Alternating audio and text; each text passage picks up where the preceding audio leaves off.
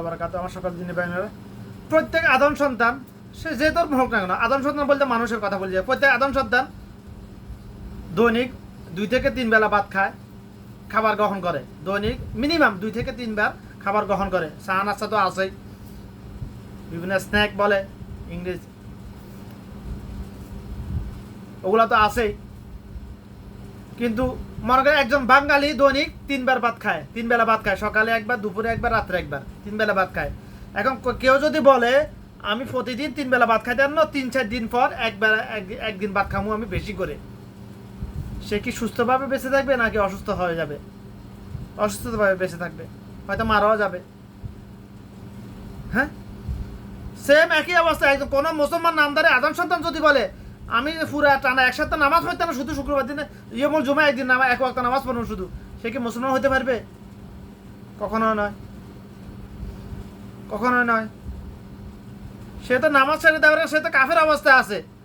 এখন ইয়মুল জুমা সপ্তাহে মুসল্লি হবে, সে জুমার দিন সে নামাজ পড়তে যাবে, সে পড়ার আগে যদি সে যদি ইমান না আনে, তওবা করে নজুয়া করে যদি ইমান না আনে, সে তো মুসলমান, তার ইমানে তো নাই, সে নামাজ পড়লে কি না পড়লেও কি।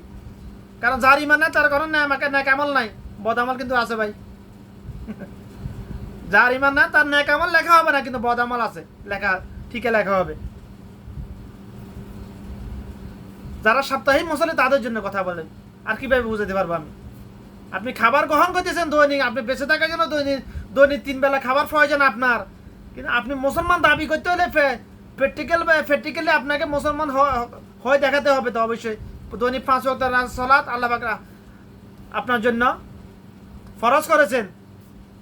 5 ওয়াক্ত সালাতে 17 রাকাত সালাত আপনার জন্য ফরজ করেছেন। আপনি যদি না পড়েন, ঘাটতারামি করে না পড়েন, আপনাকে আল্লাহ পাক স্বাধীনতা দিয়েছে, ক্ষমতা দিয়েছে, পড়লে ইচ্ছা না পড়লেও ইচ্ছা। আপনি বললেন না আমি পড়বো না, আমার ইচ্ছা, ঠিক আছে, আল্লাহ পাকও বসে আছে এমন হাসরের দিন, আমার ইচ্ছা, তোকে আমি জাহান্নামে দেব, তুই আমার হুকুম আদেশ নিতে পালন করস নাই। এখন শয়তান যদি আল্লাহ পাকের নির্দেশে একটি মাত্র সেজদা অমান্য করার কারণে কাফেরদের অন্তর্ভুক্ত হয়ে যায়, বলে কোথায় পাইছ? সূরা বাকারা আয়াত 33 থেকে 34 নম্বর পড়ে দেখুন।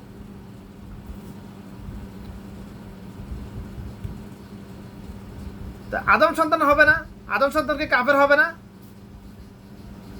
হ্যাঁ, কিছু কিছু মুনাফিকে ফতুয়া বানাইছে, কোন মুহাদ্দিসগণ বলেছেন ইমান নামাজ না পড়লে ইমান যায় না। ইমান রস সিমেন্ট দিয়ে ডালে করা হয়েছে, ইমান কিভাবে যায়? মুসলমান মা বাপ মুসলমান না, আমার মা বাপে নামাজ পড়তেছে, আমি না পড়লে কি আমি তো আছি না, এটা সম্ভব নয়। ডাক্তার ঘরে জন্ম হলে যেরকম ডাক্তার হয়ে যায় না, ইঞ্জিনিয়ার ঘরে জন্ম হলে ইঞ্জিনিয়ার তাকে হয়ে যায় না, বলা হয় না তাকে। মুসলমান মা বাপের ঘরে জন্ম হলে তো সে মুসলমান হয়ে যায় না, তাকে মুসলমান বানানো লাগে, প্র্যাকটিক্যালি মুসলমান হইতে হয়।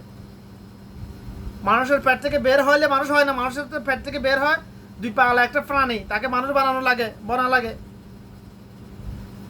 মানুষের পেট থেকে বের হইলেই যদি মানুষ হয়ে যাইতো, তাহলে মানুষ কিভাবে মানুষকে মেরে ফেলতেছে?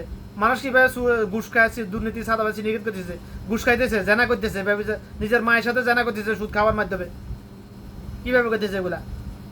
এটা তো শুকরের নেচার, এটা শুকরের নেচার। জাত বাত বাঁচে না, যার সাথে ইচ্ছা তার সাথে ফিজিক্যাল রিলেশন করে। তো মুসলমান নাম ধরে আদম সন্তানগুলো কিভাবে সুদ খাওয়ার মাধ্যমে, সুদের নামে নিজের মায়ের সাথে জানা করতেছে? কিভাবে মানুষ হইলে কিভাবে হয় সম্ভব? এটা ওরা মানুষ নয়, ওরা পশুর সাথে নিকৃষ্ট, ওরা নিকৃষ্ট।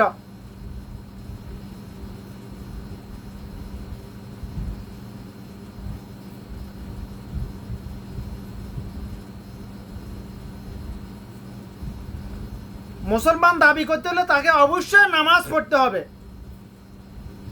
নামাজ শরীয়তের এমন একটা বিধান, আল্লাহর কসম করে বলতেছি, যেটা বালেগ হওয়ার পরে মৃত্যুর আগ পর্যন্ত, রুটা দেহ যতক্ষণ দেহের মধ্যে আছে, দেহ থেকে রুটা বের হওয়ার আগ পর্যন্ত কোনো ওজরে মাপ নাই। পুরুষের জন্য, নারীদের জন্য প্রাকৃতিক কিছু কারণবশত, কিছু সাময়িক কয়েকটা দিনের জন্য মাপ, ওটা অন্য হিসাব। পুরুষের জন্য কোনো ওজরে মাপ নাই। হাঁটার ক্ষমতা থাকলে মসজিদে গিয়ে পড়া ফরজ, ওয়াজিব। হাঁটতে না পারলে বাড়িতে দাঁড়িয়ে নামাজ পড়া ওয়াজিব। দাঁড়াতে না পারলে বসে পড়া ওয়াজিব, বসতে না পারলে শুয়ে পড়া ওয়াজিব। শুইতে না, আমার শরীরের কোনো অঙ্গ প্রত্যঙ্গ লড়াচড়া করতেছে না, কিন্তু রুটা ঠিকই আছে, হোঁশ ঠিকই আছে, চোখের ইশারায় পড়া ওয়াজিব, পারতে হবে তাকে নামাজ। এমনকি সমুদ্রের কোনো নাবিক যদি সমুদ্রের মাঝখানে জাহাজ ডুবে গেছে, ওই সময় সে তার তো অন্য কোনো চিন্তা ভাবনা না, শুধু কীভাবে বেঁচে থাকবে ওই চিন্তা। ওই সময় যদি নামাজের সময় হয়, তখন তাকে তার তো ওই ওই অবস্থায় তার জন্য নামাজ মাপ নাই, তাকে নামাজ পড়তে হবে ইশারায়, আঙ্গুলের ইশারা হোক, চোখের ইশারা হোক। অজু গোসলের দরকার নেই, সাগরের মধ্যে আছে, ল্যাংটা থাকুক আর যে অবস্থা থাকুক, তাকে ওই সময় নামাজ পড়তে হবে না, ওই সময় তার জন্য নামাজ নাই, মাপ নাই। শুধু তাই নয়, আল্লাহর রাস্তা জিহাদ করতে গিয়ে যে মারা যায় তাকে বলা হয় শহীদ। যে শহীদ তার জন্য বিনা হিসাবে জান্নাত, মানুষের হক যদি নষ্ট না করে। যে আল্লাহর রাস্তা জিহাদ করতেছে, জিহাদ রানিং, চলমান, সেই অবস্থায় নামাজের সময় না, নামাজ মাপ নয়, তাকে নামাজ পড়তে হবে,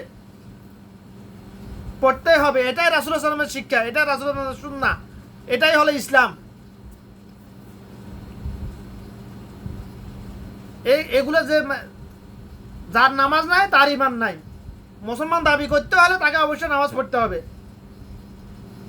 তাওহীদের উপর আমি শুধু আল্লাহ আল্লাহ এক, আল্লাহ অদ্বিতীয়, আল্লাহ ছাড়া কেউ নাই, এটা মানি, এটা মুখে বলি মানি, এটা এটা এটা শুধু তাওহীদের স্বীকৃতি দেওয়া নয়। শুধু এগুলো বললে মুসলমান হয়ে যাবে না, মুসলমান পেটে গেলে মুসলমান হওয়া লাগে। আল্লাহ পাক মুসলমান হতে আল্লাহ পাক যা কিছু করার জন্য বলেছেন এবং রাসূলুল্লাহ সাল্লাল্লাহু আলাইহি ওয়াসাল্লাম যেভাবে করে দেখিয়েছেন ওইভাবে করতে হবে। বিসমিল্লাহ।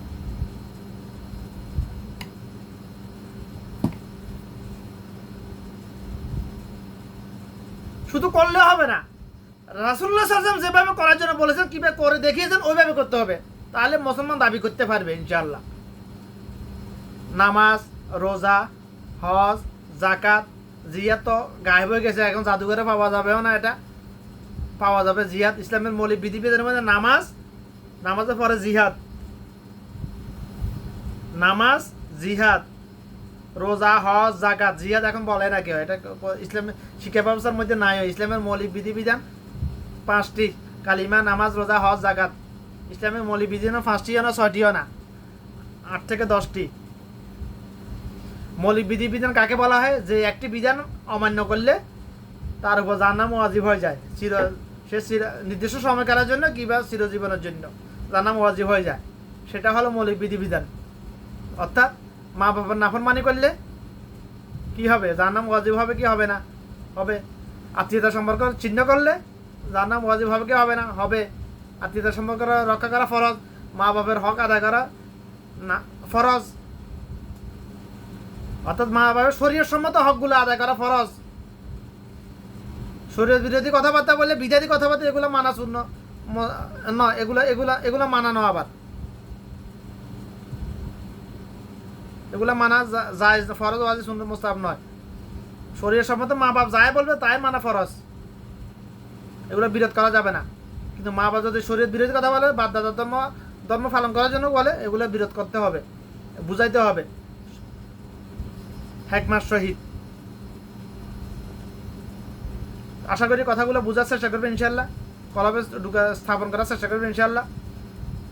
আমল করুন সেইভাবে যেভাবে রাসূলুল্লাহ সাল্লাল্লাহু আলাইহি ওয়াসাল্লাম করে দেখিয়েছেন, করার জন্য বলেছেন ইনশাআল্লাহ। আমার তৌফিক ইল্লা বিল্লাহ।